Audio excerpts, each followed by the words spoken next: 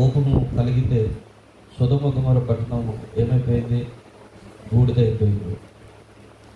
అదే రీతిగా ఆయన కోపము రగిలిన సమయంలో ఆయన ఉగ్రత ఎలా దిగి వచ్చిందో దావీదుకు తెలుసు కనుక దావీదు తెలియజేస్తున్నటువంటి మాట మొదటిగా, ప్రభువా ఒక క్షణము నన్ను కోపగించకము, గద్దించకము, శిక్షించకము అని అడుగుతూ ఏం తెలియజేస్తున్నాడు అంటే, మనం చూసుకున్నట్లయితే అమెరికా పట్టణంలో కూడా దేవుడి కోపాన్ని ఎలా ఆ పట్టణము ఎదుర్కొందో మనము న్యూస్ ఛానల్స్లో చూస్తూ ఉన్నాం.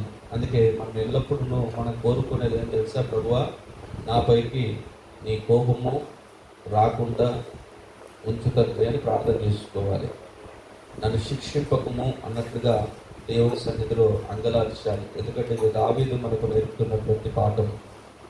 తర్వాత దావీదు తెలియజేస్తున్నటువంటి తన జీవితం ఏమంటున్నాడంటే, నేను కృషించి ఉన్నానయ్యా, నన్ను కరుణించము అంటున్నాడు. నా ఎముకలు అదురుచున్నవి ప్రభువా, నన్ను బాగు చేయము అంటున్నాడు. నా ప్రాణము నాలో అదురుచున్నది ప్రభువా, నన్ను కరుణించము అంటున్నాడు. మొదటిగా నా పైకి నీ శిక్షను పంపకు, నన్ను శిక్షించక నన్ను ఒకసారి జ్ఞాపకం చేసుకో తండ్రి. నా జీవితం ఎలాగుంది అని అంటే, నేను కృషించి ఉన్నాను, నా ఎముకలు అదురుచున్నాయి, నేను బహుగా భయపడుతున్నాను అనే 3 మాటలు తెలియజేస్తున్నాయి. నేను కృషించిపోయాను అంటే నిజంగా అతను తన జీవితము ఎలాంటి స్థితిలోనికి వెళ్ళిపోయిందో దేవునికి తెలియజేస్తున్నాడు. దావీదు ఎలాంటి వాడు అని మనం కనుక గమనించినట్లయితే, దావీదు శత్రువు ఎదుట నిలబడితే శత్రువు గుండెల్లో రైలు పరిగెత్తేటివి. అంటే అంత బలాన్ని కలిగినటువంటి వాడు దావీదు. సింహపు నోలను ఎలుగుబట్టిని 2గా చీల్చినటువంటి శక్తి కలిగినటువంటి వాడు దావీదు. అలాంటి దావీదు తన వ్యక్తిగత జీవితంలోనికి వచ్చేసరికి తన జీవిత ప్రయాణములో ఎదురైనటువంటి కొన్ని పరిస్థితులను బట్టి, తన జీవితంలో ఆయనకు ఎదురైనటువంటి కొన్ని ప్రతికూలమైనటువంటి పరిస్థితులను బట్టి దావీదు ఎముకలు అదిరిపోయాయి. హల్లెలూయా. చూడండి, కొన్ని మనకు ఎందుకు మన శరీరానికి బలహీనత వస్తుందంటే, కొన్ని ప్రతికూల పరిస్థితులు మన శరీరాన్ని బలహీన పరుస్తూ ఉంటాయి. అలాగున దావీదును ఎన్నో సందర్భాలలో బలహీనపరిచాయి. ఆ సందర్భంలో దేవునితో మాట్లాడుతున్నటువంటి మాట ఇది, నా ఎముకలు అదురుచున్నాయి ప్రభువా, నేను కృషించిపోయానయ్యా, నేను బహుగా భయపడుతున్నాను, భయము లేనివాడు అదిరిపోతున్నాను. హల్లెలూయా. కొన్ని సందర్భాల్లో ఇలాంటి అనేకము మనం కూడా చూస్తూనే ఉంటాం. హల్లెలూయా. అలాంటి పరిస్థితిలో ఉన్నటువంటి దావీదు దేవునితో మాట్లాడుతూ ఇంకో మాట అంటున్నాడు, నీవు ఎంతవరకు నన్ను కరుణింపక ఉండువు? యెహోవా తిరిగి రమ్ము, నన్ను విడిపించుము, నీ కృపను బట్టి నన్ను రక్షించుము. ఇక్కడ ఏం మాట్లాడుతున్నాడంటే, దేవుడు కరుణించట్లేదేమో అని. మొదటిగా శిక్షించకున్నాడు, రెండోగా తన పరిస్థితి చెప్పుకున్నాడు. తర్వాత తన మనసే మరలేమంటుంది, ఎంతవరకు నన్ను కరుణించక ఉంటావు? ఎన్ని రోజులయ్యా ఈ బాధ? ఎన్ని సంవత్సరాలుగా ఈ బాధతో నేను దుఃఖపడాలి, క్షీణించిపోవాలి అన్నట్టుగా కొంతమంది ఉంటారు కదా. కొంతమంది జీవితాలలో ఎన్నో సంవత్సరాల తరబడి కూడా దేవుడి యొక్క అనుగ్రహం అనేది లేని వారిగా ఉంటూ మాట్లాడుతూ ఉంటారు, ప్రభువా నా ప్రార్థనను వింటున్నావా లేదా, నా ప్రార్థనను అంగీకరించక ఉన్నావేమో ప్రభువా, నన్ను ఎంతవరకయ్యా దూరంగా ఉంచుతావు అనే నిరుత్సాహపు మాటలు వస్తాయి. దావీదు కూడా నేను అనుకుంటున్నాను నిరుత్సాహకరమైనటువంటి మాటలు మాట్లాడుతున్నాడు. బలహీన క్షణాలలో నిరుత్సాహం వచ్చేసింది. ఎల్లప్పుడూ మీరు గమనించవలసింది ఏంటంటే, బలహీనమైనటువంటి క్షణములో నిరుత్సాహపరిచే మాటలు కానీ, నిరుత్సాహపరిచే ఆలోచనలు కానీ మన జీవితంలోనికి ఎంత మట్టుకు రాకుండా మనం బహు జాగ్రత్త పడాలి. హల్లెలూయా. నిరుత్సాహకరమైనటువంటి మాటలు మాట్లాడుతూ ఉన్నారు చూడండి.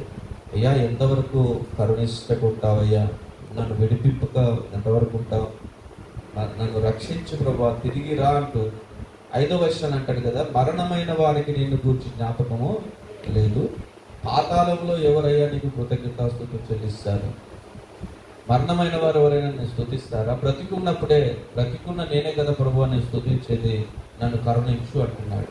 ఒక రకంగా ఇది వాస్తవమైన మాటే. హల్లెలూయా. మృతమైనవి ఏదైనా ప్రభువును స్తుతించగలుగుతాయా? జీవముతో ఉన్నవారు కదా దేవుని స్తుతించేది. హల్లెలూయా.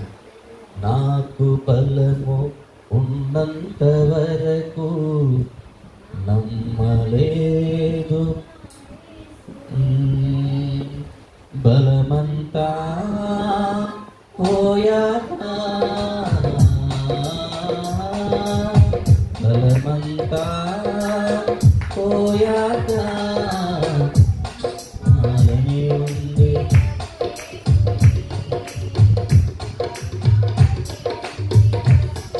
స్తోత్రం. దేవునికి మహిమ కలుగుగాక. అంటే చూడండి, మృతులైనటువంటి వారు ఎవరైనా దేవుణ్ణి స్తుతిస్తారా? పాతాళంలో ఎవరయ్యా నీకు కృతజ్ఞతాస్తుతులు చెల్లించి. నిజంగా బలమున్నప్పుడు దేవుడిని పనిలో వాడబడాలి అనే ఆలోచన ఇక్కడ అనేకులకు రావాలి. నిజంగా జీవం ఉన్నప్పుడే కదా మనము దేవుణ్ణి ఆరాధించాలి. ఏమున్నప్పుడు? జీవం ఉన్నప్పుడే కదా మనము దేవుణ్ణి ఆరాధించాలి. మన కంఠములో ఊపిరి ఉన్నప్పుడే కదా దేవుణ్ణి స్తుతించాలి. దావీదు మనకు గుర్తు చేస్తున్నటువంటి అద్భుతమైనటువంటి ఒక చక్కనైనటువంటి మాట, జీవం ఉన్నప్పుడే దేవుణ్ణి పని చేయాలి. మృతులు దేవుణ్ణి జ్ఞాపకము చేసుకోరు. ఎందుకంటే మృతమైనది ఏమైపోతుంది, మరలా మట్టిలోనికి వెళ్ళిపోతుంది. మట్టిలో నుంచి వచ్చింది మరలా మట్టిలోనికి వెళ్ళిపోతుంది. సజీవులే కదా ప్రభు నేను స్తుతించేది అన్నట్లుగా మనకు జీవం ఉన్నప్పుడే ప్రభువును మనము ఆరాధన చేయాలి. మనలో బలం ఉన్నప్పుడే ప్రభువు కొరకు పని చేయాలి. మనకు అనుగ్రహించిన కొలది దేవుని పనిలో మనము వాడబడుతూ ఉండాలి. ఆ మాటను నేను ఇక్కడ మీకు జ్ఞాపకం చేసుకున్నాను. అందుకే బ్రతికున్నావు కనుక దేవుని సన్నిధికి వచ్చి దేవుణ్ణి స్తుతించు. నువ్వు సస్తే నువ్వు స్తుతించు. నేను ఎత్తికే తీసుకెళ్ళి ఎక్కడ పట్టబెడతారు?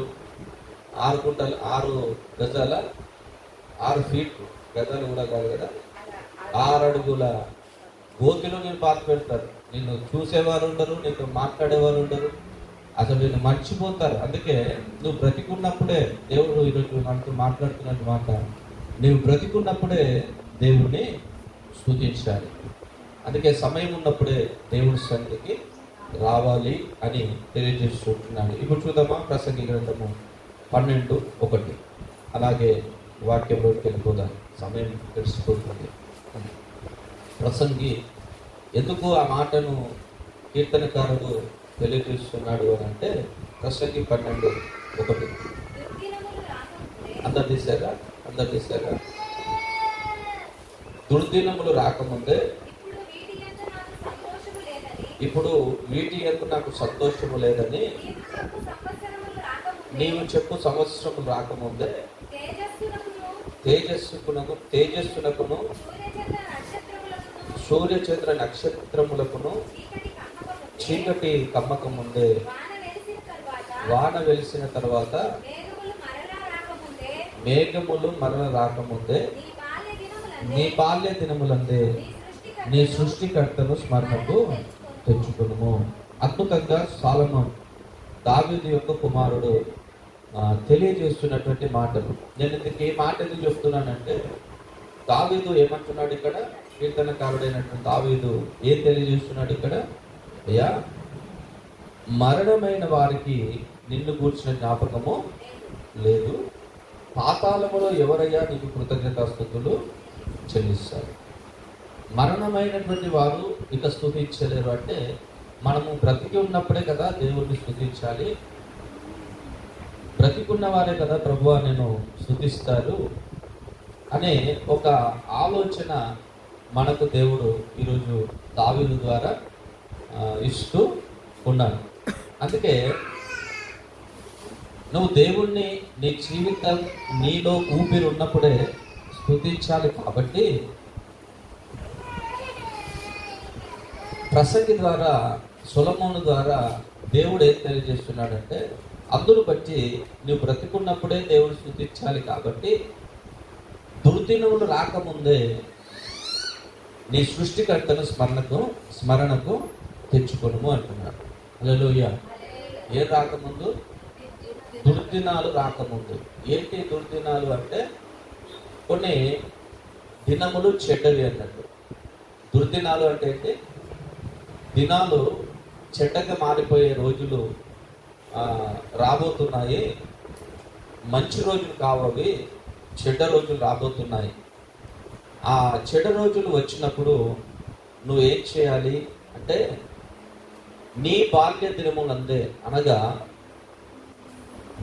నువ్వు ఎదుగుతున్నటువంటి క్రమంలోనే, నీకున్నటువంటి సమయంలోనే, దేవుడు నీకు అనుగ్రహించినటువంటి సమయంలోనే సృష్టికర్త అయినటువంటి దేవుణ్ణి నువ్వేం చేయాలి? స్మరణకు తెచ్చుకోవాలి. అంటే ఎవరిని జ్ఞాపకం చేసుకోవాలని దేవుడు కోరుకుంటున్నాడు అని అంటే, దేవుణ్ణి జ్ఞాపకము చేసుకోవాలి. మరి దావీదు అదే చేసుకుంటున్నాడు. దావీదు తన దుర్దినాలలో ఎముకలు క్షీణించిన వేళ, శరీరము కృంగిపోయిన వేళ, వణుకు పుట్టుతున్నటువంటి వేళ, భయాందోళనలు బ్రతుకుతున్నటువంటి వేళ, ఆ దుర్దినమైనటువంటి పరిస్థితుల్లో సృష్టికర్త అయినటువంటి దేవుణ్ణి స్మరణకు తెచ్చుకుంటూ మాట్లాడుతున్నటువంటి మాటలు అవి. హల్లెలూయా. ప్రియమైనటువంటి దేవుని బిడ్డలారా, దేవుడు ఈరోజు మనకు తెలియజేస్తున్నటువంటి మాటలు ఏంటంటే, కొన్ని దుర్దినాలు రాబోతున్నాయి. ఏం రాబోతున్నాయి? మాట్లాడాలి. ఏం రాబోతున్నాయి? దుర్దినాలు రాబోతున్నాయి. ఈ అనుకుంటారు, ఏంటి ఎందుకు వస్తాయి? నాకు తినడానికి తిండి ఉంది, కట్టుకోవడానికి బట్ట ఉంది, ఉండడానికి ఇల్లు ఉంది, కష్టపడి సంపాదించుకుంటున్నాము, అందంగా వ్యాపారాలు కొనసాగుతుంటున్నాయి. ఇంకా దీనికంటే శ్రేష్టమైన దేవుడు ఇచ్చాడు, చక్కని పిల్లల్ని దేవుడు ఇచ్చాడు, చక్కగా ఆర్థికంగా కూడా దేవుడు బలపరిచాడు. ఇంకా ఇంతకంటే శ్రేష్టమైన జీవితము ఇంకా ఏదైనా ఉందా? దీనిని మించినటువంటి జీవితము ఇంకా నాకు లేదు అన్నట్లుగా బ్రతుకుతున్న వారితో దేవుడు ఈరోజు మాట్లాడుతున్న మాట ఏంటంటే, దుర్దినాలు రాబోతున్నాయి. హల్లెలూయా. ఏంటి దుర్దినాలు అంటే, కింద చూడండి ఒకసారి, 4వ వచనం నుంచి 3వ వచనం నుంచి. ఆ దినమున ఇంటి కావలి వారు వణుకుదురు, బలిష్ఠులు వంగుదురు, విసురువారు కొద్ది మంది అగుడి చేత పని చాలించుకుందురు. కిటికీలలో గుండా చూచువారు కానలేక ఇద్దరు,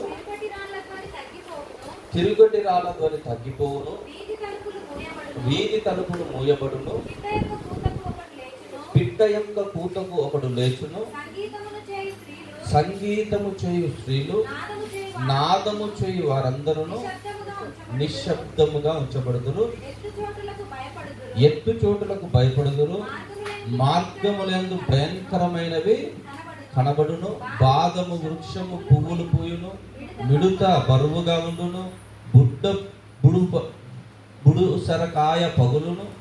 ఏలయనగా ఒకడు తన నిత్యమైన ఉనికి పట్టునకు పోవుచున్నాడు, వాని నిమిత్తము ప్రలాపించువారు వీధులలో తిరుగుదురు. వెండి త్రాడు విడిపోవును, బంగారు గిన్నె పగిలిపోవును, ధార యొద్ద కుండ పగిలిపోవును, బావి యొద్ద చక్రము పడిపోవును. చివరికి అంటున్నాడు, మన్నైనది వెనుకటి వలె మరలా భూమికి చేరును, ఆత్మ దాని దయచేసిన దేవుని ఎదుకు మరలా పోవును. చూడండి, ఏంటి ఆ దుర్దినాలంటే ఇవే. వీటిని ఒక్కొక్కటిగా వివరించకపోతే ఒక 20 ప్రసంగాలు అవుతాయి. వీటిని ఒక్కొక్కటిగా వివరించుకుంటూ పోతుంటే చాలా సమయం పడుతుంది. కానీ సింపుల్గా మీకు అర్థమయ్యే రీతిలోనే పరిశుద్ధాత్మ దేవుడు రాయించాడు. ఇలాంటి దుర్దినాలు రాబోతున్నాయి కనుక ఇప్పుడు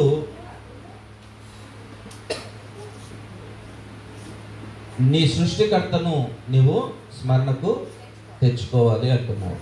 దేవుణ్ణి విడిచి ప్రయాణం చేస్తున్నటువంటి వారిగా ఉండక దేవుని వైపు తిరిగి దేవుని కొరకు పనిచేసే వారిగా, దేవుని కొరకు తమ కుటుంబాలను దేవుని కొరకే సమర్పించుకునే వారిగా ఉండాలని దేవుడు తెలియజేస్తున్నాడు. హల్లెలూయా, హల్లెలూయా. చూడండి, ఇప్పుడు వీటి యందు నాకు సంతోషము లేదని నీవు చెప్పు సంవత్సరం రాకముందే. వేటి యందు సంతోషం లేదంట. ఇప్పుడు వీటి యందు అంటే మానవునికి కలిగిన దానిని బట్టి సంతోషం ఉండని రోజులు రాబోతున్నాయంట. హల్లెలూయా. దావీదు బలవంతుడే, కానీ దావీదు యొక్క ఎముకలు ఏమైపోతున్నాయి? క్షీణించిపోతున్నాయి. అంటే క్షీణించిపోతున్నాయంటే ఎముకలు ఏమైనా పురుగు వచ్చి తింటుందా? దానికి అర్థం అది కాదు. దావీదుకు కలిగినటువంటి ఆ నొప్పి ఏంటంటే శత్రువు దావీదును తరుముతున్నాడు, కుమారుడు దావీదును తరుముతున్నాడు. మనం అలా గనక చూసినట్లయితే ఎన్నో ఉన్నాయి. వాటి యందు దావీదు ఏం చేస్తున్నట్టే కృంగిపోతున్నాడు. హల్లెలూయా, కృంగిపోతున్నాడు. అందుకే నీకు సంతోషము కలిగే వాటి వైపు నీ దృష్టిని మరిచి అసలైనటువంటి సంతోషము సృష్టికర్త అనుగ్రహిస్తాడు అనే సంగతి మర్చిపోతున్నారు అనే సంగతిని ఈరోజు ప్రసంగి ద్వారా దేవుడు జ్ఞాపకం చేసుకుంటున్నాడు. మీరు చాలా కొంచెం జాగ్రత్తగా వినడానికి ప్రయత్నం చేయండి. ఏదైతే నీకు సంతోషాన్ని ఇస్తుందని భ్రమలో బ్రతుకుతూ సృష్టికర్త అయినటువంటి దేవుణ్ణి మర్చిపోయినట్లుగా ఉన్నటువంటి ప్రజలతో దేవుడు మాట్లాడుతున్నటువంటి మాట ఏంటంటే, ఇప్పుడు వీటి యందు సంతోషము ఉన్నదని నువ్వు అనుకుంటున్నావేమో, ఈ ఉన్న వాటిని బట్టి సంతోషము లేదు అనే రోజులు రాబోతున్నాయి అంటున్నాడు. హల్లెలూయా, హల్లెలూయా. దేవునికి మహిమ కలుగును గాక. దేని బట్టి సంతోషం ఉంది అని మనము కొన్ని పాత నిబంధన కానీ నూతన నిబంధన కానీ భక్తుల యొక్క చరిత్రను మనం గనక చూసినట్లయితే కొంతమంది బలాన్ని బట్టి సంతోషించిన వారు ఉన్నారు, రాజ్యాలను బట్టి సంతోషించిన వారు ఉన్నారు, కుమారులను బట్టి సంతోషించిన వారు ఉన్నారు. ఇంకా గనుక మనము చూసినట్లయితే తలాంతులను బట్టి సంతోషించిన వారు ఉన్నారు. ఇలా ఏదైతే నీకు సంతోషాన్ని కలిగిస్తుందో దాని వైపు పరిగెత్తిన వారు ఉన్నారు. గమనించండి, దాంట్లో సంతోషము లేదని కూడా తెలుసుకున్నటువంటి రోజుల్లోనికి వచ్చిన వారు కూడా ఉన్నారు. మీకు కొత్త వారిని పరిచయం చేస్తే నీకు అర్థం కాదు కనుక ఎప్పుడు కూడా మీతో చెప్పినటువంటి వ్యక్తులనే పరిచయం చేస్తూ ఉంటున్నాను నేను. అబ్రాహాము దేవుని పిలుపునందుకొని వచ్చిన తర్వాత, అబ్రాహాముతో దేవుడు మాట్లాడిన తర్వాత, అబ్రాహాము నీ సంతానమును ఇసుక రేణువుల వలె నేను చేస్తాను అన్న తర్వాత అబ్రాహాము యొక్క సంతోషము ఎవరి పైన ఉండేదంటే ఎలియాజరు పైన ఉండేది. హల్లెలూయా. ఎందుకు ఎలియాజరు పైన ఉండేదంటే శారా గర్భము అంటే ఉడికిపోయి, అంటే ఇక శారా గర్భవతి అవ్వడం అసాధ్యం. ఎందుకంటే ఆమె వయసు రీత్యా లోకములో ఆ వయసు దాటిన తర్వాత గర్భము దాల్చడము అసాధ్యం. అసాధ్యమైన సమయంలో సాధ్యపరిచే దేవుని యొక్క మాటను విన్న అబ్రామే, వినండి జాగ్రత్తగా, దేన్ని బట్టి సంతోషించాడంటే నాకంటూ వారసుడు ఎవరైనా ఉన్నారు అంటే ఎలియాజరే అన్నాడు. వినండి జాగ్రత్తగా. దేన్ని బట్టి సంతోషిస్తున్నాడు ఇప్పుడు అబ్రాము? ఆస్తులను సంపాదిస్తున్నాడు దేవుని కృపచేత. అడుగుపెట్టిన ప్రతి స్థలములో దేవుని కృపచేత శత్రువుల నుంచి విజయాన్ని పొందుకుంటూ దేవుని కృపచేత విస్తరింపబడుతున్నటువంటి దినాలలో పశు సంపద పెరిగింది, ఆస్తులు పెరిగాయి, పనివారు పెరిగారు. ఆ సమయంలో దేన్ని బట్టి అబ్రాము సంతోషిస్తున్నాడంటే నా వారసుడు ఎవరో కాదు ఎలియాజరు అని ఎవరితో చెప్తున్నాడు? దేవునితో చెప్తున్నాడు. మనకున్న దాంట్లోనే మనం ఏం చేస్తున్నామంటే దేవుని మాటను విడిచిపెట్టి మనకున్న దాంట్లోనే సంతోషమని పరిగెత్తుతున్నటువంటి వారు ఈరోజు అనేకులు ఉన్నారు. హల్లెలూయా. కానీ దేవుని చిత్తం అది కాదు. దేవుని చిత్తము అది కాదు. దేవుని చిత్తము ఏది అంటే నీకు శాశ్వతమైనటువంటి సంతోషాన్ని అనుగ్రహించేది దేవుని చిత్తం. దేవుని చిత్తం ఏదైతే ఉంది అంటే నీకు శాశ్వతమైనటువంటి నిత్య జీవాన్ని అనుగ్రహించే విధముగా నేను ఈ లోకములో నడిపించుట దేవుని చిత్తం. అందుకే అబ్రాము ఎలియాజరే నా వారసుడు అన్నప్పుడు మొదటిగా అబ్రాముకు దేవుడు తెలియజేసిన సంగతి ఏంటి తెలుసా? ఆకాశం వైపు నక్షత్రాలను చూడు అన్నాడు. ఏ చూడమన్నాడు? ఆకాశం వైపు నీ నేత్రములను ఎత్తి ఏం చూడమన్నాడు? నక్షత్రాలను. ఎందుకు నక్షత్రాలను చూడమన్నాడు? ఎప్పుడైనా మీరు ఆలోచన చేశారా? హల్లెలూయా. 15వ అధ్యాయం, ఆదికాండము 15వ అధ్యాయం. అబ్రాము అనగానే ఆదికాండంలోనే ఉంటాడు, ఎక్కడ ఉండడు. హల్లెలూయా. ఆదికాండము 15వ అధ్యాయం 2వ వచనం ఒకసారి చూడండి. ప్రభువైన యెహోవా మొదటి నుంచి చదివితే బాగుంటుందేమో. యెహోవా వాక్యము అబ్రహామునకు దర్శనం ముందు వచ్చి, అబ్రామా భయపడకుము, నేను నీకు కేడెము, నీ బహుమానము అత్యధికమగునని చెప్పాను. అందుకు అబ్రాహాము అంటున్నాడు కదా, ప్రభువైన యెహోవా నాకేమి ఇచ్చిననేమి, నేను సంతానము లేనివాడనైపోచున్నానే, దమస్కు ఎలియాజరే నా ఇంటి ఆస్తికర్త ఎగును కదా. చూడండి ఇక్కడ గమనించండి, అబ్రాహాముకు దర్శనమందు దేవుడు ప్రత్యక్షమై తెలియజేస్తున్నటువంటి సంగతులు ఏంటంటే, అబ్రాహామా భయపడకు అన్నాడు. మొదటిగా భయపడకు, నేను నీకు కేడముగా ఉన్నాను, నేను కప్పి ఉన్నాను, నీకు రక్షకుడిగా ఉన్నాను, నీ యొక్క బహుమానము అత్యధికమవుతుంది అనగా నీ వాగ్దానము అది అత్యధికమవుతుంది అనగా ఫలింపబోతుంది అన్నప్పుడు అబ్రాహాము పలికినటువంటి మాటలు చూడండి. ఏమంటున్నాడంటే, ప్రభువైన యెహోవా నాకేమి ఇచ్చినా ఏమి. హల్లెలూయా. నాకేమి ఇస్తే ఏమొస్తుంది ప్రభు? ఏం సంతోషమా? నా బహుమానాన్ని అత్యధికము చేస్తే నాకేంటి సంతోషము? ఆస్తులు విస్తరింపజేస్తే నాకేంటి సంతోషము? నాకున్న దాంట్లో నేను సంతోషం ఉందని నేను అనుకోవట్లేదు అంటున్నాడు ఆయన. హల్లెలూయా. అప్పటికి అన్నీ ఉన్నాయి, అబ్రాహాముకి అన్నీ ఉన్నాయి, కానీ ఈ ఉన్న దాంట్లో నాకు సంతోషం ఉందని నేను అనుకోవట్లేదు ప్రభువా. ఇంకో మాట నీకేం తెలియజేస్తున్నానని దేవుడికి చెప్తున్నాడు చూడండి. నేను సంతానము లేనివాడనైపోచున్నానే అంటే సంతానమే లేదు, నాకు సంతోషం ఎక్కడిది అంటున్నాడు. హల్లెలూయా. ఏం మర్చిపోయాడు? వాగ్దానాన్ని మర్చిపోయాడు. సంతానము లేదు, నాకు ఏమి ఇచ్చినా నేమి, నాకు సంతానము లేని వాడినే ఉన్నానే. ఇగో సంతోషం ఉంది అంతో ఎంతో సంతోషం ఉంది అని అనుకుంటే ఈ దమస్కు ఎలియాజరే నా ఇంటి ఆస్తికర్త, వీడిని బట్టే ఎంతో ఇంత కొంచెం సంతోషంగా ఉంది అంటున్నాడు. వినండి జాగ్రత్తగా. దేవుడేమో భయపడకు అబ్రాహాము అన్నాడు, నేను నిన్ను అత్యధికముగా నీ బహుమానమును చేస్తానన్నాడు, అంటే నేనే కేడెముగా ఉంటానన్నాడు.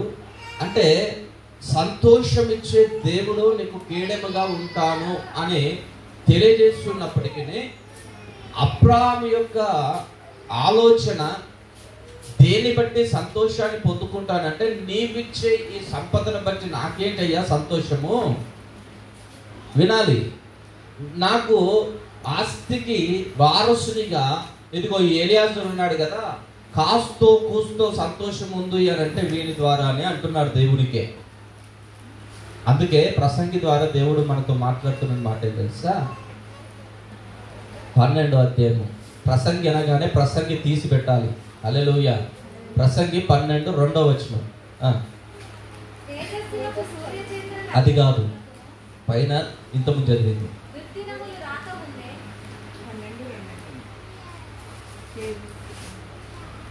చూడండి ఏమంటున్నానంటే, సంతోషము లేదని, ఇప్పుడు వీటి యందు నాకు సంతోషము లేదని నీవు చెప్పు సంవత్సరములు రాకముందే. హల్లెలూయా. అబ్రాహాం ఏమంటున్నాడు ఇక్కడ? ఎలియాజరే నాకు సంతోషాన్ని కొంచెమైనా ఇవ్వగలడు అంటున్నాడు. ఎలియాజర్ ఇచ్చాడా సంతోషాన్ని? అబ్రాహాముకు ఎలియాజర్ ద్వారా వచ్చిందా సంతోషము? అంటే మనకు కలిగిన వాటిని బట్టి సంతోషిస్తున్నారు ఈరోజు మానవుడు. సృష్టికర్తను మర్చిపోతున్నారనే సంగతిని మీకు చెప్పడానికి ప్రయత్నం చేస్తున్నాను నేను. మీరు వింటే ధన్యులు. హల్లెలూయా. దాన్ని అనుకరిస్తే ధన్యులు, దాన్ని హృదయంలో పెట్టుకుంటే ధన్యులు. హల్లెలూయా. దేన్ని బట్టి సంతోషము ఉంది అని అనుకుంటున్నారో అది నీకు సంతోషాన్ని ఇవ్వదు అనే సంగతి ఈరోజు మీరు తెలుసుకోవాలి.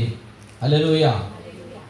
ఎలియాజరును బట్టే సంతోషం ఉందని అబ్రాహాం అనుకున్నాడు, కానీ హృదయంలో ఎక్కడో ఒక కొరత ఉంది, నాకు సంతానము లేదు అని.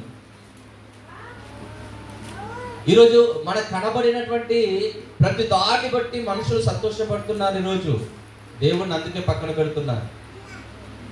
ప్రార్థన చేయడము, మందిరాలకు రాకపోవడము, దేవుడి సన్నిధిలో గడపకపోవడము, దేవుణ్ణి మహిమపరచకపోవడము, దేవునికి సాక్షిగా బ్రతకకపోవడము, అనేకులకు సువార్తను పంచకపోవడము ఎందుకు లేదు అని అంటే,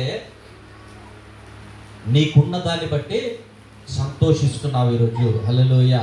ఈరోజు నాకు తినడానికి తృప్తిగా తిండి ఉంది చాలు ప్రభువా, నీ వాగ్దానం ఎప్పుడు నెరవేరుతుందో. హల్లెలూయా. నీ వాగ్దానం ఎప్పుడు నెరవేరుతుందో, కానీ ఆ వాగ్దానాన్ని అయితే పక్కన పెడుతున్నాను, ఇప్పుడైతే నాకు తినడానికి తిండి ఉంది, దీన్ని బట్టి చాలు అనుకుంటాడు. అబ్రాహాము కూడా అదే అనుకున్నాడు. అప్పుడు అబ్రాహాముతో దేవుడు అన్న మాట చూడండి ఒకసారి, 3వ వచనం. మరియు అబ్రాహాము మళ్ళా అంటున్నాడు ఇంకో మాట, ఇదిగో నీవు నాకేమి ఇవ్వలేదు, సంతానం ఇయ్యలేదు కనుక నా పరివారములలో ఒకడు నాకు. ఎవరితో చెప్తున్నాడు ఈ మాట? దేవుడితో చెప్తున్నాడు. మనం ఎవరితో చెప్తాం? మరి మనం ఎవరితో చెప్తాం? దేవునితోనే చెప్తాం. హల్లెలూయా. 3వ అధ్యాయం 13వ అధ్యాయం 12వ అధ్యాయం 2వ వచనం. నిన్ను గొప్ప జనముగా చేసి నిన్ను ఆశీర్వదించి నీ నామమును గొప్ప చేయుదును. నీవు ఆశీర్వాదముగా ఉందువు. నిన్ను ఆశీర్వదించు వారిని ఆశీర్వదించేదను.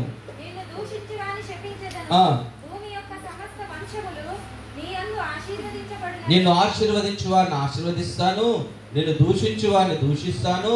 భూమి యొక్క సమస్త వంశములు నీ యందు ఆశీర్వదింపబడిన అబ్రాహాము అనగా యెహోవా అతనితో చెప్పిన ప్రకారం అబ్రాహాము వెళ్ళెను. హల్లెలూయా. హల్లెలూయా. ఏమన్నాడు? నిన్ను ఆశీర్వదించి నిన్ను గొప్ప జనముగా చేసి ఏం చేస్తున్నాడు?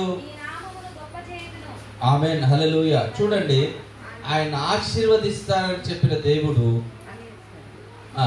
ఆశీర్వదిస్తాడా? ఆశీర్వదించడా? హల్లెలూయా. ఆశీర్వదిస్తాడా? ఆశీర్వదించడా? చూడండి 16వ అధ్యాయంలోనికి రండి ఒకసారి.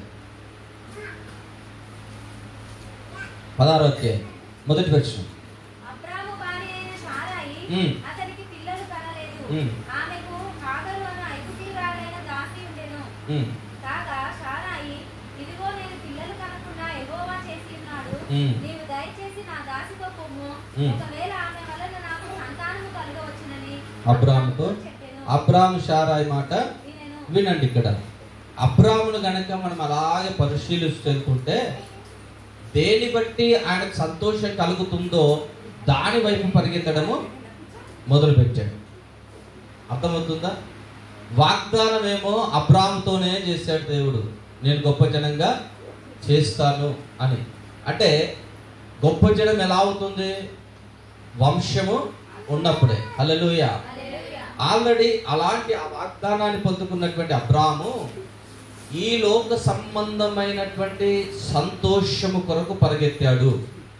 ఎక్కడ సంతోషం వస్తుంది, దేని బట్టి సంతోషం వస్తుంది అని పరిగెత్తుతూ అన్ని తనకు అనుకూలమైనటువంటి కార్యములు కొనసాగిస్తూనే వెళ్ళాడు. అప్పుడు దేవుడు ఏం చేశాడు తెలుసా? 4వ వచనం 15:4. యెహోవా వాక్యము అతని యొద్దకు వచ్చి, చూడండి ఇప్పుడు ఏం మాట్లాడుతున్నాడు చూడండి. యెహోవా వాక్యం అతని యొద్దకు వచ్చి, ఇతడు నీకు వారసుడు కాడు. కరాఖండిగా కరాఖండిగా దేవుడు చెప్పాడు. ఏమని చెప్పాడు? నువ్వు సంతోషిస్తున్నటువంటి ఈ వారసుడు ఇతడే అని సంతోషిస్తున్నటువంటి ఈ సంతోషానికి అసలైనటువంటి వారసుడు ఈయన కాదు. హల్లెలూయా. ఏంటి మరి అంటే దీనికి అర్థం ఏంటి? ప్రసంగిలో చదువుకున్నాను చూడు, ఏమని? ఇవి వీటి యందు నాకు సంతోషము లేదు. ఇప్పుడు అబ్రాహాముకు దేని ద్వారా సంతోషం లేదు? ఎలియాజరే సంతోషం అనుకున్నాడు, కానీ ఎలియాజర్ సంతోషం కాదు అని దేవుడు చెబుతున్నాడు. హల్లెలూయా. నువ్వు దేన్ని కొరకు పరిగెత్తున్నావో అది నీకు సంతోషాన్ని ఇవ్వదు అని దేవుడు చెప్తున్నాడు ఈరోజు. హల్లెలూయా. దేవుణ్ణి విడిచిపెట్టి, దేవుని వాగ్దానాన్ని విడిచిపెట్టి, నేను హెచ్చించే దేవుని శక్తిని విడిచిపెట్టి, నీ యొక్క బహుమానమును అత్యధికము చేసే దేవుని మాటను విడిచిపెట్టి, వాక్యాన్ని విడిచిపెట్టి, ఈ శరీర సంబంధమైనటువంటి వాటిని నీవు సంతోషమని తలంచి పరిగెత్తుతున్నావు గనక ఈ సంతోషం అనుగ్రహించే ఏది కూడా అది నీకు సంతోషాన్ని ఇవ్వదు అని దేవుడు చెప్తున్నాడు ఈరోజు. హల్లెలూయా. అబ్రాహాముతో అదే అన్నాడు, ఎలియాజరు నీ వారసుడు కానే కాదు. నువ్వు ఎన్ని రోజులు ఎలియాజరును చూసి సంతోషపడినా అది శాశ్వతమైనది కాదు. అందుకే యేసన్న గారు ఒక పాట రాశారు, శాశ్వతమైనది నా పైన నీకున్న ప్రేమ,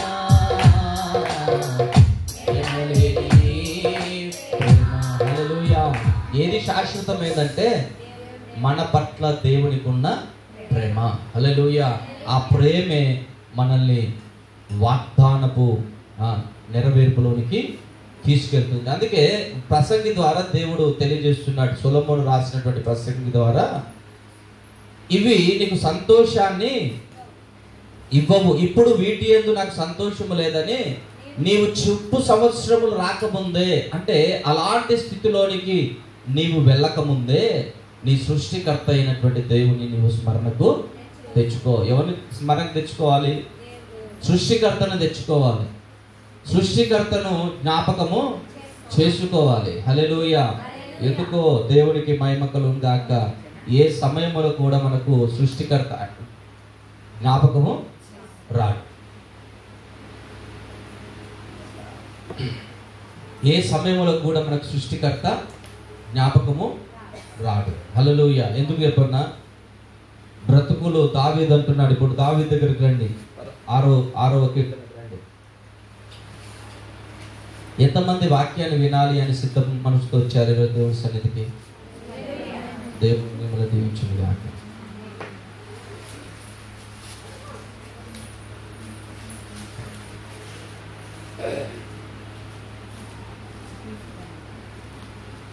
ఏం చెప్పాలనుకున్నాను ఇప్పుడు? అంతకుముందు ఏం చెప్పారు? స్మరణకు తెచ్చుకోవాలి. చూడండి 2వ వచనం.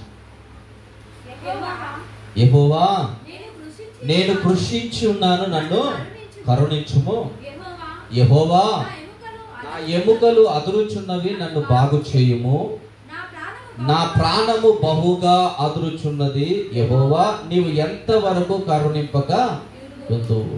దావీదు ఎవరిని జ్ఞాపకం చేసుకుంటున్నాడు? ఎవరిని స్మరణ తెచ్చుకుంటున్నాడు? ఇప్పుడు సృష్టికర్తను. ఎందుకు తెలుసా?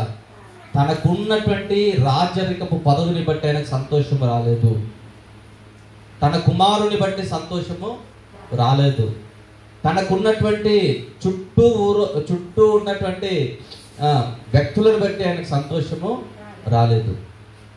వాటిని బట్టి కృంగిపోయాడు, కుమిలిపోయాడు, క్షీణించిపోయాడు, భయపడుతూనే బ్రతికాడు. ఎముకలన్నీ ఏమైపోయాయంట? అదిరిపోయాయి.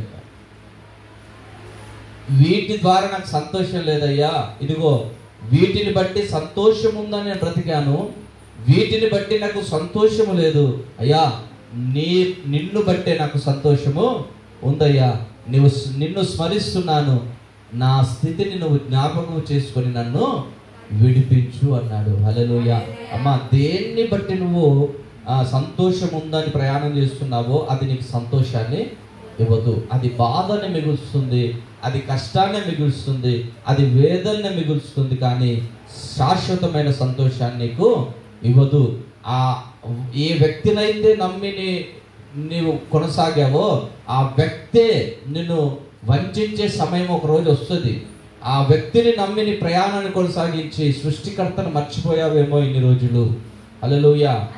ఆ వ్యక్తి ద్వారానే, ఆ పని ద్వారానే, ఆ ఉద్యోగం ద్వారానే, ఆ వ్యాపారం ద్వారానే, ఆ పని ద్వారానే, నీకున్నటువంటి నీ చిత్త ప్రకారముగా కొనసాగడం ద్వారానే నీకు సంతోషం ఉందని ఇన్ని కాలాలు అనుకున్నావేమో. ఇదిగో దాన్ని బట్టి నీకు సంతోషము లేదు అని తెలుసుకునే దినాలు రాకమునుపే నీవు ఎదుగుతున్న క్రమములోనే నీ సృష్టికర్తను జ్ఞాపకము చేసుకో. హల్లెలూయా. ఈరోజు మీరు గమనించండి, ఎవరి ద్వారా సంతోషం ఉంది? ధనం ఉంటే సంతోషం ఉంటుందా? పిల్లలను బట్టి సంతోషం ఉందా? బంధువులను బట్టి సంతోషం ఉందా? దేని బట్టి సంతోషం లేదు. అధికంగా ప్రేమించిన నువ్వు ఎంతమంది అధికంగా ప్రేమించినా, నువ్వు ప్రేమించిన వారు నీకు వెనుపోటు పొడుస్తారు, కానీ ఎవరు కూడా సంతోషాన్ని ఇవ్వరు. హల్లెలూయా. అవి లేదు అని ఒక రోజు రాబోతుంది. ఆ రోజు రాకముందే ఇప్పుడే నీ సృష్టికర్తను స్మరణ తెచ్చుకొని ఏం చేయాలంటే తెలుసా? తేజస్సునకును సూర్యచంద్ర నక్షత్రములకును చీకటి కమ్మక ముందే, సూర్యచంద్ర నక్షత్రములు చీకటి కమ్మక ముందే అంటే ఆయన రాకడకు ముందే. హల్లెలూయా. ఆయన రాబోతున్నాడు, ఒక రోజు ఉంది, ఆయన రాబోతున్నాడు. ఆయన రాకమునుపే, వాన వెలిసిన తర్వాత మేఘములు మరల రాకముందే. హల్లెలూయా. ఇదిగో దేవుడు రాబోతున్నటువంటి రోజులు ఉన్నాయి.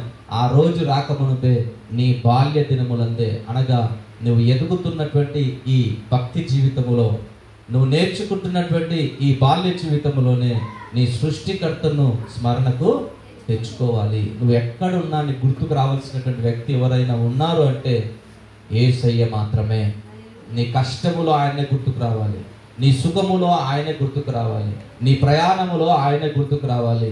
నువ్వు ఎక్కడ ఉన్నా, అందుకే అగాధములో ఉన్నను అంటాడు, గాఢంధకారపు లోయలో నేను సంచరించినను ఏ అపాయముకు నేను భయపడను, ఎందుకంటే నేను స్మరిస్తున్నానే నిన్ను అంటాడు ఆయన. ఎవరు? దావీదు. హల్లెలూయా. పచ్చిక గల చోట్ల నువ్వు నన్ను పరుండ చేసి ఉన్నావు, ఎందుకంటే నువ్వు నా కాపరిగా ఉన్నావు. నేను భయపడను, నాకు లేమి కలిమి ఏదొచ్చినా నేను భయపడను, నా లేమిలో నా కలిమిలో నువ్వు తోడుగా ఉంటావు అని సృష్టికర్తనే జ్ఞాపకము చేసుకోవాలి. హల్లెలూయా. మన్నైనదంట ఏమవుతుందంట? 7వ వచనం 12 మన్నైనది వెనుకటి వలెనే మరలా. ఎందుకు వెనుకటి వలెనంటే మన్ను ఎక్కడి నుంచి వచ్చింది? నీ శరీరం ఎక్కడి నుంచి వచ్చిందంటే మట్టిలో నుంచి వచ్చింది, మట్టిలో నుంచి వచ్చింది. అలాగే మట్టిలోనికి వెళ్ళిపోయి ఈ శరీరం కోసము, ఈ శరీర సుఖము కొరకు, ఈ శరీరము తలపించే వాటి కొరకు నువ్వు వెళ్ళక సృష్టికర్త అయినటువంటి దేవుని జ్ఞాపకము చేసుకుంటే, ఇదిగో నీ ఆత్మను ఎలాగ కాపాడుకోవాలి, నీ ఆత్మీయతను ఎలా కాపాడుకోవాలి, నీ ఆత్మీయతను ఎలా కాపాడుకుంటూ, ఇదిగో ఆత్మ దాన్ని దయచేసిన దేవుని యొద్దకు మరలా పోవును అన్నట్టుగా నీ ఆత్మ ఎలాగైతే ఇక్కడ పరిశుద్ధంగా ఉంటుందో ఆ పరిశుద్ధతను కాపాడుకోవడానికి నువ్వు ప్రయాస పడు అంటున్నాడు. హల్లెలూయా. ఆ పరిశుద్ధతను పొందుకోవడానికి ప్రయాసపడినట్లయితే దయచేసినటువంటి వాని యొద్దకు ఆత్మ వెళ్తుంది. అదే నిత్య సంతోషము. హల్లెలూయా, హల్లెలూయా. కీర్తన చివరిగా అంటాడు కదా, చివరి వచనం చదవండి ఒకసారి, ముగించుకుందాం. ఇక యెహోవా నా విన్నపము ఆలకించి ఉన్నాడు, యెహోవా నా ప్రార్థనను అంగీకరించును. నా శత్రువులు 7వ వచనం, విచారము చేత నా కన్నులు గుంటలు పడుచున్నవి, నాకు బాధ కలిగించు వారి, నేను చదువుతున్నాను ఆగండి. విచారము చేత నా కన్నులు గుంటలు పడుచున్నవి, నాకు బాధ కలిగించు వారి చేత అవి చివికి ఉన్నవి. యెహోవా నా రోదన ధ్వని వినియున్నాడు. పాపము చేయువారులారా మీరందరూ నా యొద్ద నుండి తొలగిపోవుడి. యెహోవా నా విన్నపము ఆలకించున్నాడు, యెహోవా నా ప్రార్థన అంగీకరించుము. నా శత్రువులందరూ సిగ్గుపడి బహుగా అదురుచున్నారు, వారు ఆకస్మికముగా సిగ్గుపడి వెనుకకు ఏమందుకున్నాడు? సృష్టికర్త అయినటువంటి దేవుని వైపు చూచినప్పుడు దావీదు పొందుకున్నటువంటిది ఏదో తెలుసా? బలాన్ని పొందుకున్నాడు. ఏమనుకున్నాడు తెలుసా? ఏ ఎముకలైతే అదిరిపోయాయో, ఏ ప్రాణమైతే అదిరిపోయిందో ఆ ప్రాణమే మాట్లాడుతున్నటువంటి మాట, నా శత్రువులందరూ సిగ్గుపడి బహుగా అదిరిపోతారు అంటున్నాడు. నువ్వు సృష్టికర్త వైపు చూచినట్లయితే శత్రువే వణికిపోవునుగాక. ప్రార్థన చేసుకుందాం, ప్రార్థన చేసుకుందాం, ప్రార్థన చేసుకుందాం. అందరూ ఒకసారి ప్రార్థనలో ఉండండి.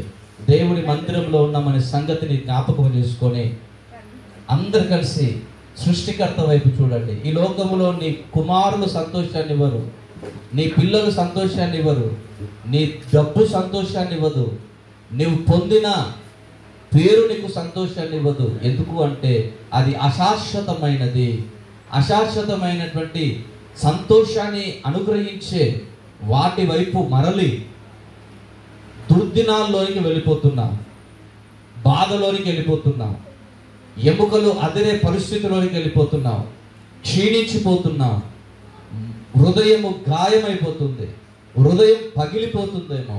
ఈరోజు దేవుడు అంటున్నాడు, అలాంటి స్థితి నీకు రాకమునుపే నీ సృష్టికర్త అయినటువంటి యెహోవాను నువ్వు స్మరణకు తెచ్చుకో, నువ్వు జ్ఞాపకము చేసుకో. ఎందుకంటే నేను పుట్టించిన వాడు దేవుడు, నేను నడిపించేవాడు దేవుడు, నేను రక్షించేవాడు దేవుడు, నీకు కావలసినటువంటి సమస్తమును అనుగ్రహించేవాడు దేవుడు. కనుక ఆయన వైపు చూడు. నీ శత్రువు అదిరే స్థితిలో ఆయన కార్యాలు చేయబోతున్నాడు. నీ శత్రువు అదిరిపోయే స్థితిలో, నీ శత్రువు భయపడే స్థితిలోనికి ఆయన కార్యాలు చేయబోతున్నాడు. అమ్మా, ఎవ్వరు మౌనంగా ఉండొద్దు, ప్రార్థన చేయండి. ఎవ్వరు మౌనంగా ఉండొద్దు, ఎవ్వరు మౌనంగా ఉండొద్దు, ఎవ్వరు మౌనంగా ఉండదు. అందరు ప్రార్థన చేయండి, అందరు ప్రార్థన చేయండి, అందరు ప్రార్థనలు ఉండండి. మీరు కూడా ప్రార్థనలు ఉండండి, మీరు కూడా ప్రార్థనలు ఉండండి. దేవా నీకు వందనాలు, దేవా నీకు వందనాలు, యేసురాజా నీకు వందనాలు, యేసురాజా నీకు వందనాలయ్యా. ఇదిగో ఈరోజు ప్రభువా, నా బలము నాకు సంతోషాన్ని ఇచ్చింది. ఇన్ని రోజులు నా జ్ఞానమే నా సంతోషం అనుకున్నాను అయ్యా, నా తలంతే నా సంతోషం అనుకున్నాను అయ్యా. ఏదో ఒక రోజు అది కూడా నన్ను బాధ పెడుతుంది అయ్యా. నా బలము నన్ను విడిచిపోయే రోజులు ఉన్నాయి, నా జ్ఞానము నన్ను విడిచిపోయే రోజులు ఉన్నాయి అయ్యా. నా బంధువులు నన్ను విడిచిపోయే రోజులు ఉన్నాయి, నా పేగు తెచ్చుకొని పుట్టిన నా బిడలే నన్ను విడిచిపోయే రోజులు ఉన్నాయి తండ్రి. వారు నాకు సంతోషాన్ని ఇవ్వలేరయ్యా. శాశ్వతమైన సంతోషాన్ని అనుగ్రహించేవాడు నీవని ఈరోజు నాతో మాట్లాడావు అయ్యా. నిన్ను స్మరణకు తెచ్చుకుంటే ఎండిన ఎముకలు జీవములోనికి వస్తాయి ప్రభువా. ఇదిగో శత్రువు తరుముతున్నాడు, శత్రువు నాయన భయపడతాడు ప్రభువా. నాయన నిన్ను స్మరణకు తెచ్చుకునే గొప్ప గొప్ప అయ్యా ఆ సన్నిధి నాకు అవకాశము నాయన నువ్వు నాకు ఇచ్చినందుకు నీకు వందనాలని ప్రార్థన చేయి, ప్రార్థన చేయి. ఏది సంతోషమని భ్రమపడ్డావో అదే నిన్ను దుఃఖపరుస్తుందా? ఏది బలమని నమ్మావో ఆ బలమే నిన్ను విడిచి వెళ్ళిందా? ఏది నమ్మకముగా అది నాకు ఉంటుంది అనుకున్నావో అదే నిన్ను విడిచి వెళ్ళిందా? ఇదిగో దేవుడు అంటున్నాడు, నేను నీకున్నాను, నేను నీకు సంతోషాన్ని ఇస్తాను, నేను నీకు ఆనందాన్ని ఇస్తాను, కోల్పోయిన సమస్తమును నేను నీకు అనుగ్రహించబోతున్నానని దేవుడు ఈరోజు మాట్లాడుతున్నాడు. దావీదు కోల్పోయినటువంటి బలాన్ని మరలా దేవుడు దావీదుకి ఇచ్చాడు. కోల్పోయినటువంటి క్షీణతను ఇదిగో మరలా బలముగా ఆయన బలాన్ని అనుగ్రహించాడు. అమ్మా, నువ్వు ప్రార్థన చేయాలి, ప్రార్థన చేయాలి, ప్రార్థన చేయాలి. హల్లెలూయా. మహాపరిశుద్ధుడా, జీవము కలిగిన దేవ, జీవాధిపతి, నీ నామానికి వందనాలయ్యా. గొప్ప దేవుడవు, అద్వితీయుడవు, ఆశ్చర్యకరుడవు నాయన. నిన్న నేడు రేపు ఏకరీతిగా ఉంటానని సెలవిచ్చిన దేవుడవు. ఈరోజు నాతో నాయన మాట్లాడినందుకు నీకు వందనాలు. నీ బిడ్డలతో మాట్లాడినందుకు వందనాలు అయ్యా. ఈ లోకంలో ఏది సంతోషాన్ని ఇవ్వలేదయ్యా. దుర్దినాలు రాబోతున్నాయి అయ్యా. ఎన్నో భయంకరమైన దినాలయ్యా. ఇదిగో ఆ దినాలలో మేము వెళ్ళక మునిపే, ఆ దినాలను మేము చూడక మునిపే, ఆ భయంకరమైన పరిస్థితులను మేము చూడక మునిపే అయ్యా నిన్ను జ్ఞాపకము చేసుకొని అయ్యా నీ కొరకు బ్రతికే కృపను దయచేయి. నీ సన్నిధిలో గడిపే కృపను దయచేయి. నీ వలె నడిచేకునే కృపను దయచేయి. నీ స్వరూపంలోనికి మేము వెళ్ళే కృపను దయచేయి ప్రభువా. నీ మీద ఆధారపడే జీవితాన్ని మాకు దయచేయి. దావీదు ప్రభువా, దావీదు చిరకాలము నీ యెహోవా మందిరములోని నివాసము చేసినన్నాడు. పౌలు అన్నాడు, చావైన బ్రతుకైనా నీ కొరకే అన్నాడయ్యా. ఇదిగో మేము కూడా ప్రభువా అలాంటి జీవితాన్ని జీవించడానికి నీ కృపను దయచేయి. బిడ్డలు ఎన్నో విషయాలను బట్టి నలిగిపోతున్నారయ్యా. అయ్యా ఎంతో మందిని నమ్మి మోసపోయారయ్యా. ఇదిగో ఎన్నో విషయాల్లో కృంగిపోయారు ప్రభువా. సంతోషము కరువైన స్థితిలోనికి వెళ్ళిపోయారు. ఆనందము కరువైన స్థితిలోనికి వెళ్ళిపోయారు ప్రభువా. నాయన వారికి నాయన సంతోషము మీరు అనుగ్రహించండి అయ్యా. అయ్యా ఆనందమును అనుగ్రహించండి ప్రభువా. నీవే ప్రభువా సృష్టికర్తవు నాయన, నిర్మాణము చేసే దేవుడవు నాయన. పాడైపోయిన దానిని తిరిగి బాగు చేయగలిగిన దేవుడవు నాయన. ఇదిగో ఎండిన ఎముకలకు నాయన జీవమును పుట్టించు దేవుడవు. బండ నుంచి నీళ్లను అనుగ్రహించే దేవుడవు తండ్రి, నీకు వందనాలు, స్తోత్రాలు. బిడ్డల బ్రతుకుడు మార్చి నీవే మహిమ పొందుకోమని, విన్న వాక్యం వారి హృదయలో ఫలింప చేయమని యేసుక్రీస్తు నామమును బట్టి ప్రార్థిస్తున్నాను పరమ తండ్రి. ఆమేన్, ఆమేన్. లేచిన పడదాం అందరం కలిసి.